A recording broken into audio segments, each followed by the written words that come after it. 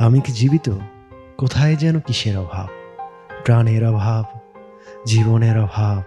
এই যে নিঃশ্বাস, এই যে হাসি, এই সবের মাঝে কোনো না পাওয়া, কোনো অতৃপ্তি মিশে নেই তো?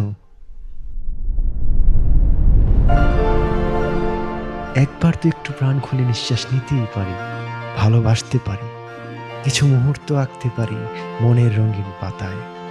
নিজের জন্য তো একটু স্বার্থপর হতেই পারি, নিয়মের বেড়াজাল ভেঙে জীবনটাকে উপভোগ করতে পারি।